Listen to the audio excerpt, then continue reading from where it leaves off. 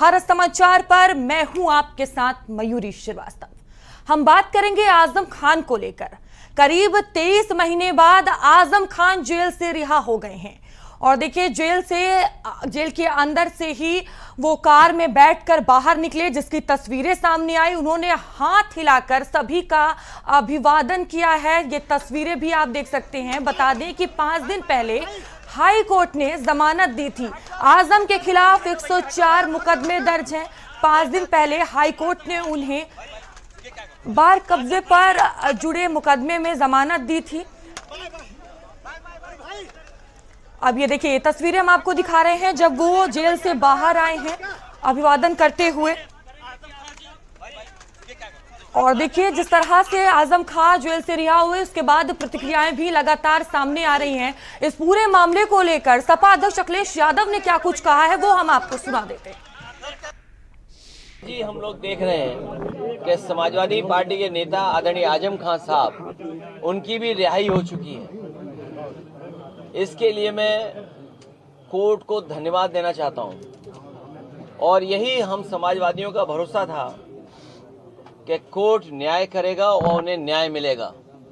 हमें उम्मीद है कि आने वाले समय में एक भी झूठा मुकदमा या इस तरह का सरकार जो लगातार भारतीय जनता पार्टी की और वहां का विधायक, खासकर जो रामपुर का विधायक, वो भारतीय जनता पार्टी के लोग मिलकर के और एक ऐसा अधिकारी जिसको एक्सटेंशन पे एक्सटेंशन पे एक्सटेंशन पे एक्सटेंशन पे एक्सटेंशन कम बोला है मैंने, लगातार मिला है, वो अन्याय नहीं करेंगे। हमारे समाजवादियों के लिए खुशी का समय है कि जहां पर वो आज रिहा हो करके आज जेल से रिहा हुए हैं। वो आदरणीय आजम खान साहब समाजवादी पार्टी और समाजवादी पार्टी के संस्थापक नेताजी और हम लोगों के साथ, और भारतीय जनता पार्टी का मुकाबला करने पर आज से नहीं न जाने कब से सबसे बड़ी भूमिका उनकी और समाजवादियों की रही है। और आज तो इतना खुशी का ये भी समय है कि जब आज मैं इन लोगों से मिल रहा हूं, जहां एक पुरानी जगह पहुंचे, वहीं पर उन्हें भी आज ही न्याय मिला है। और तो देखिए जो प्रतिक्रियाएं हैं वो भी सामने आ रही है। कहीं ना कहीं राजनीतिक पारा हाई होता हुआ नजर आ रहा है।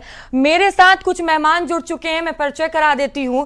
जहां संजय सिंह हैं, भारतीय जनता पार्टी से अपना पक्ष रखेंगे, और साथ ही हमारे साथ राजपाल कश्यप हैं, समाजवादी पार्टी से स्टूडियो में मेरे साथ मौजूद हैं, और सुशील दुबे जी हैं, वरिष्ठ पत्रकार हैं। आप सभी का बहुत स्वागत है भारत समाचार पर। सबसे पहले संजय सिंह जी, मैं आपके पास आऊंगी। अखिलेश यादव को आप सुन रहे होंगे। अखिलेश यादव का कहना है कि हमें उम्मीद थी कि न्याय मिलेगा और आजम खान जी को न्याय मिला है, उन्हें झूठे मुकदमे में फंसाया गया है, ये उनकी तरफ से बयान दिया गया है। क्या कहेंगे इस बयान को लेकर और किस तरह से आजम खान की रिहाई को देख रहे हैं? देखिए मयूरी जी, ये क्योंकि न्यायिक प्रक्रिया के अंतर्गत मामला है जिसमें कोई मैं अपनी तरफ से बयान नहीं दे सकता हूँ। अभी आजम खान साहब जमानत पर छूटे हैं, जजमेंट नहीं आया है, कोर्ट ने न्याय नहीं दिया है। अभी सुनवाई होगी, मुकदमे की ट्रायल्स होंगी, जो भी है प्रोसेस आगे वो अधिवक्ता ही बता सकते हैं। बट एक मतलब एक सामान्य नागरिक होने के नाते मैं भी इतना जानता हूँ कि आजम खान साहब अभी जमानत पर बाहर आए हैं, कोर्ट ने उनको जमानत दी है, जजमेंट नहीं हुआ है। मैं एक बात और कहना चाहता हूँ, ठीक है समाजवादी के नेता हैं और खुशी भी होनी चाहिए अखिलेश यादव जी को, सभी समाजवादियों को। अखिलेश यादव जी एक नारा दे रहे हैं पीडीए का, तो मेरा ये कहना है कि अगर इतनी ही खुशी है, इतना ही हर्षोल्लास है और इतना ही न्याय की बात हो रही, तो आजम खान साहब को अगला सीएम कैंडिडेट घोषित कर दिए, पीडीए भी सफल हो जाएगा। क्योंकि मुस्लिम वोट बैंक के लिए मारामारी है कि राहुल गांधी जी ना छीन ले जाए, चोरी करना ले जाए, तो अखिलेश यादव जी का मुस्लिम वोट बैंक भी मजबूती से रहेगा। अखिलेश जी की जगह आजम खान साहब को मुख्यमंत्री के रूप में प्रोजेक्ट कर देना चाहिए, अभी आज ही घोषित कर देना चाहिए। राजपाल जी देखिए, कह रहे हैं जब आपको इतनी ही खुशी है रिहाई से तो उनको मुख्यमंत्री का कैंडिडेट घोषित कर दीजिए, क्या कहेंगे इसको लेकर? देखिए, सबसे पहले तो न्यायपालिका का मैं धन्यवाद, आभार व्यक्त करता हूँ कि उन्होंने मोहम्मद आजम साहब को न्याय दिया और उनको बेल दिया, और जो बीजेपी के प्रवक्ता बोल रहे हैं, ये बीजेपी के प्रवक्ता, बीजेपी ने ही तो फंसाया है। बीजेपी ने फर्जी तरीके मुकदमे लगा के फंसाया और बीजेपी यही काम करती चली आई है। और आज एक मामला नहीं, उनको कितने मामले लगातार उनको किस तरीके से फर्जी फंसाया, उनकी सदस्यता खत्म कराई, क्या क्या नहीं किया। ये तो लोकतंत्र में जिस तरीके का नंगा नाच ये कर रहे हैं बीजेपी के लोग, ये तो सामने आएगा इनको ये जिस तरीके से ये फंसाया इन्होंने।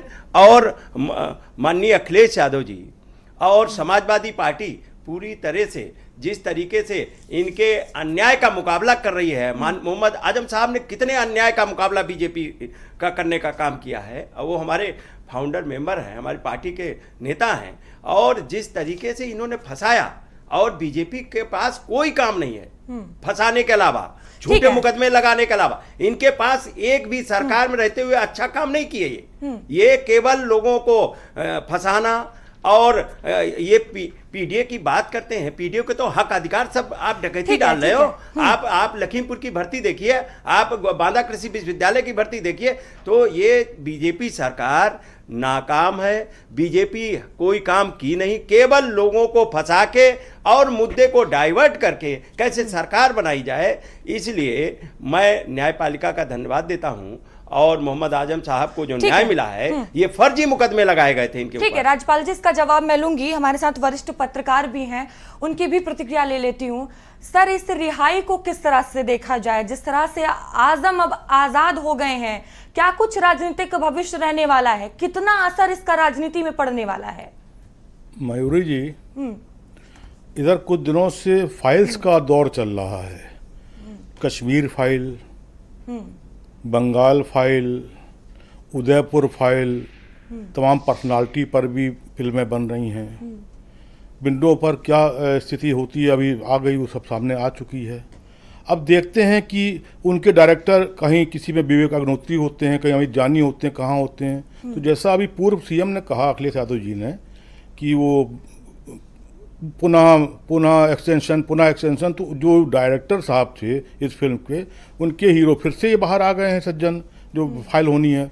अब देखते हैं 27 से पहले जनता इनको क्या विंडो पर वो देती है, क्या रेटिंग देती है, ये वक्त बताएगा।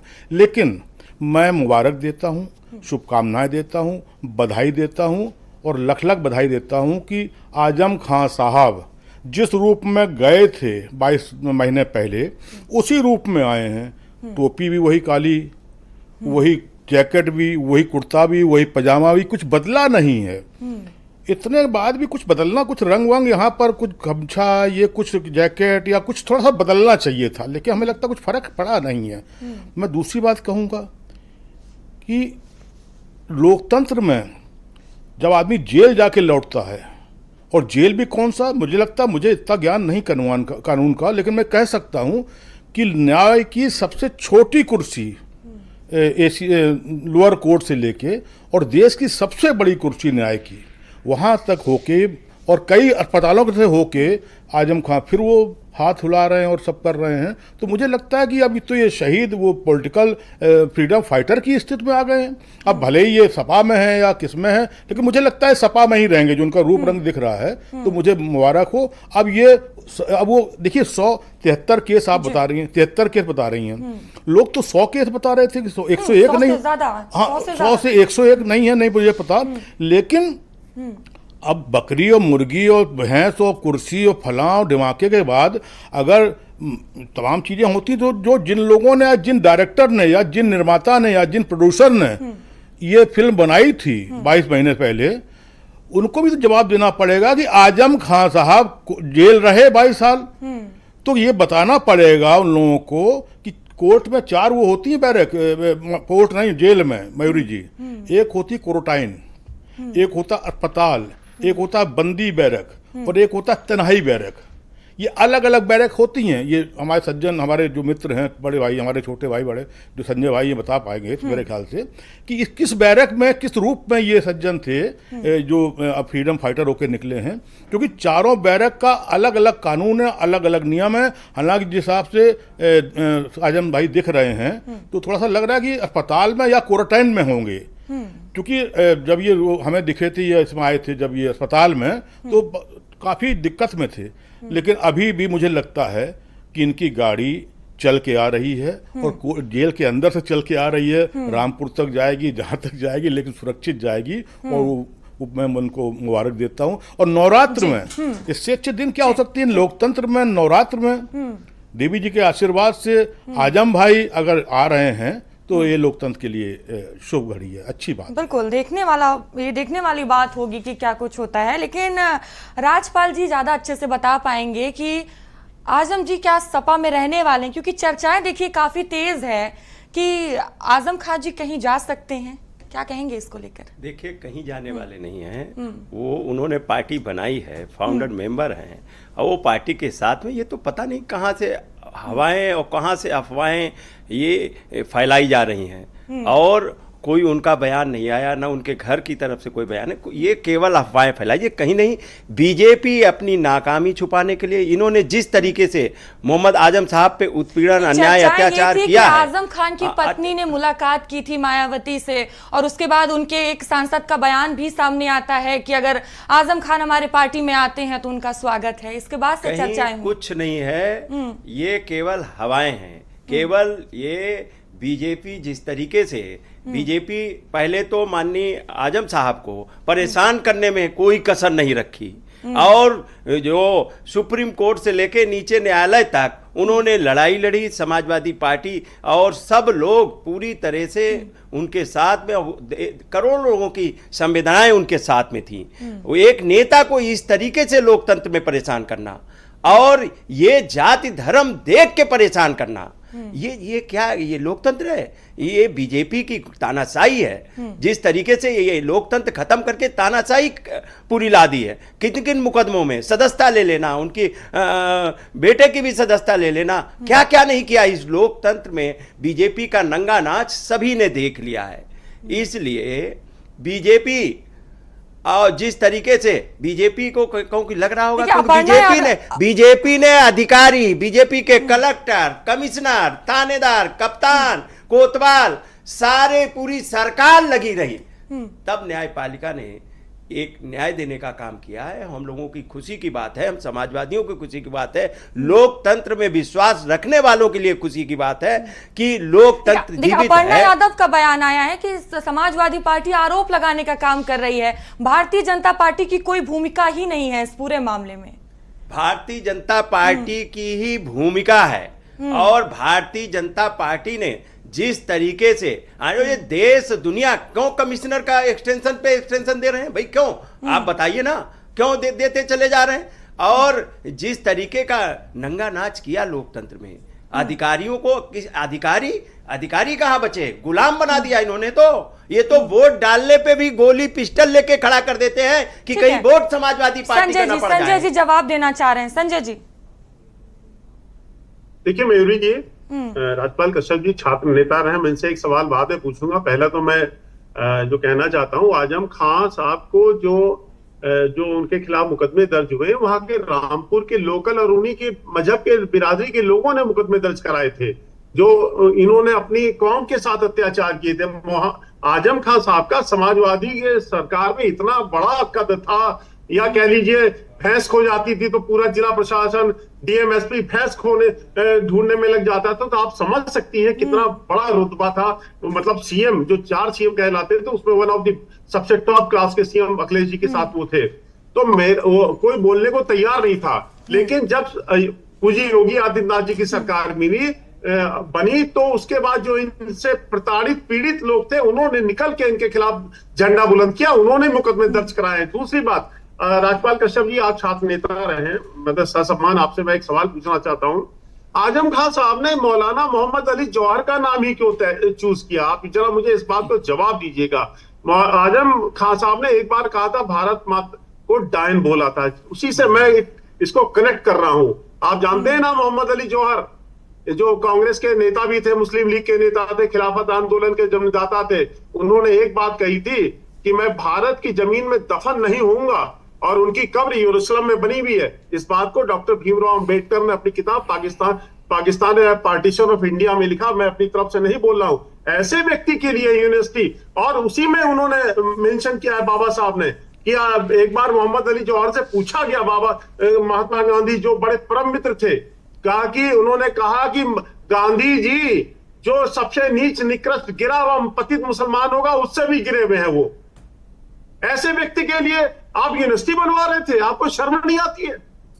ऐसे नालायक निकृष्ट आदमी के नाम पे आप लोग रामपुर में यूनिवर्सिटी बनवा रहे आप थे। इस तरीके से नहीं आप बोल सकते। बताइए, ऐसा आप है, आप नालायक नहीं बोल सकते। बीजेपी की जो प्रवृत्ति है, बीजेपी जिस तरीके की भाषा शैली प्रयोग करती है, इसका ऐतराज मैं कर रहा हूं। आप नालायक नहीं बोल सकते। अब अगर गाली देने पे आ जाएंगे तो हम भी गाली देना जानते हैं, और हम भी आपसे कमजोर नहीं है, और ना हम आपके पुलिसिया गुंडागर्दी से डरने वाले हैं। शब्दों की मर्यादा आप लोग बना रहे हैं। मर्यादा में बोलिए, आप मर्यादा में रह के बोलिए। हमें मालूम है बीजेपी के लोगों के पास कुछ नहीं है, केवल गाली देने के अलावा। आप गाली देने के अलावा कुछ नहीं। आप मर्यादा में रह के बोलिए, मर्यादा में रह के बोलिए।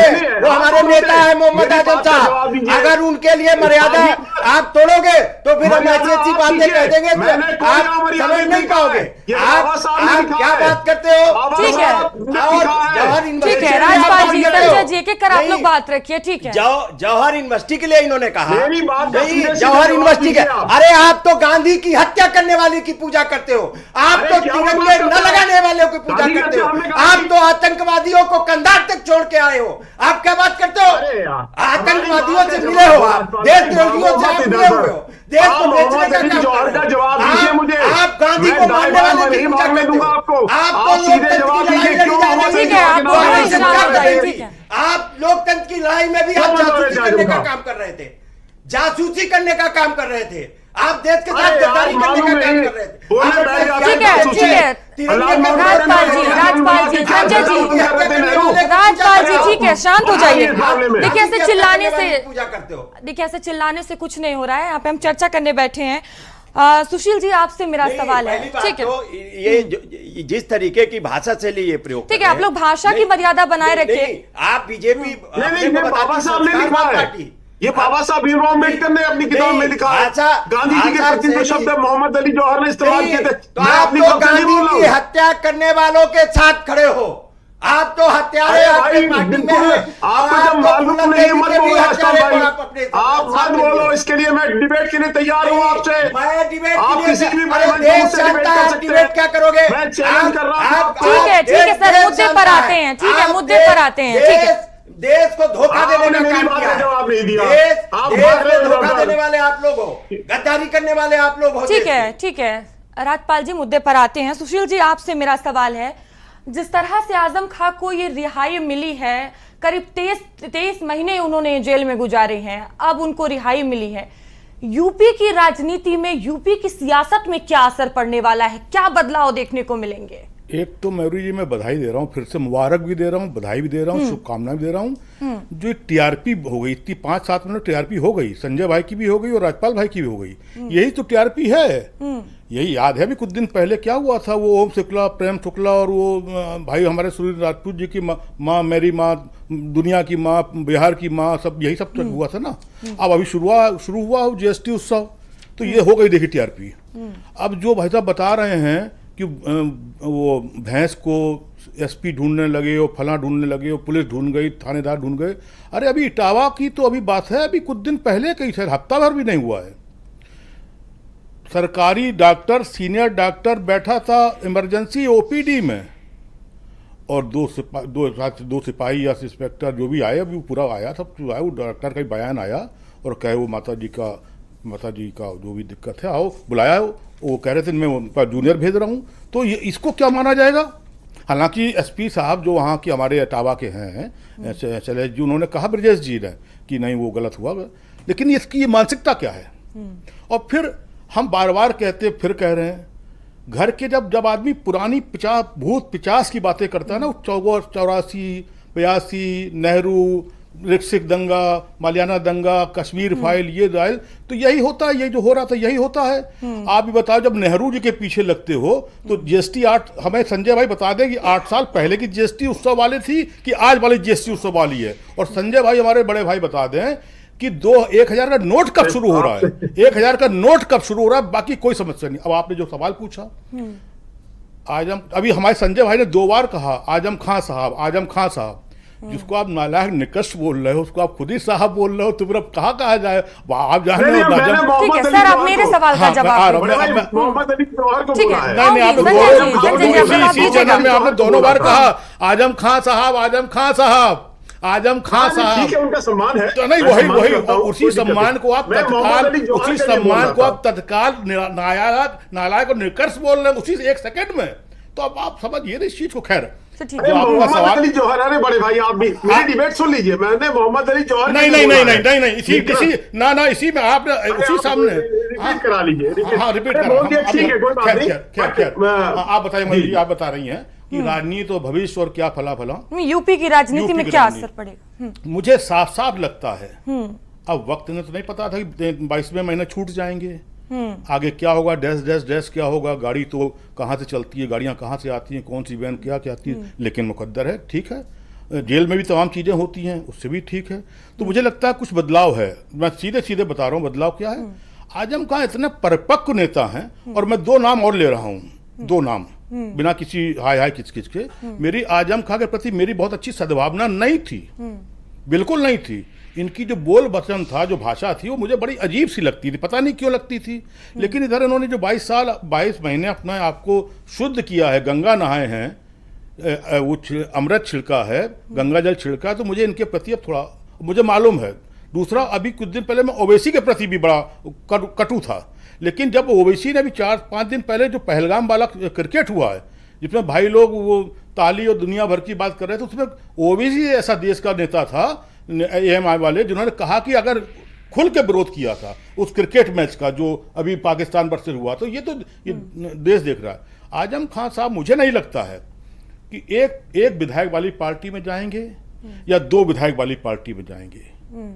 जो रनर, जो सीधे सीधे आमने सामने की पार्टी है, उसी के थे, वो प्रवक्ता हैं, उसके फाउंडर मेंबर हैं, और पढ़े लिखे भी हैं, मुझे लगता है, ऐसा मुझे लगता है, राजनीतिक रूप से पढ़े लिखे हैं, और एक बड़ी कौम की वो भी करते हैं, पहरेदारी भी करते हैं।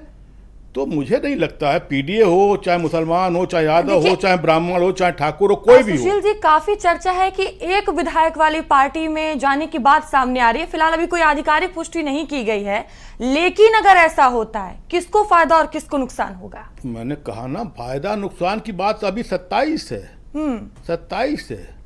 कब बालाकाट हो जाए, पुलवामा कब हो जाए, कब पहलगाम हो जाए, कब क्या चीजें हो जाए। कब आजम खां को उम्मीद थी, देश को उम्मीद थी कि आजम खां 22 महीने जिनके लिए वो भैंस और कुत्ते के लिए वो दुनिया दौड़ पड़ती थी, कोई जानता था?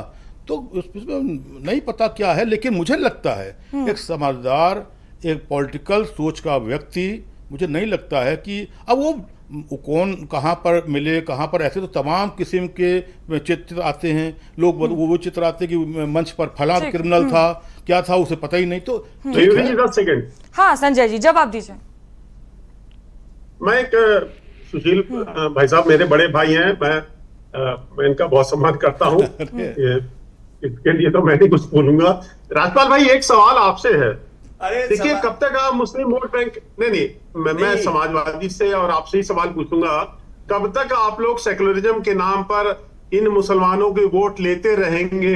कभी इनको सत्ता तो दे दीजिए, मुख्यमंत्री तो बना दीजिए। कब तक आपके लिए इतना समर्पित भाव से कांग्रेस सपा के लिए मुसलमान बेचारे दिन रात लगे रहते हैं, कभी उनको सत्ता तो दे दीजिए।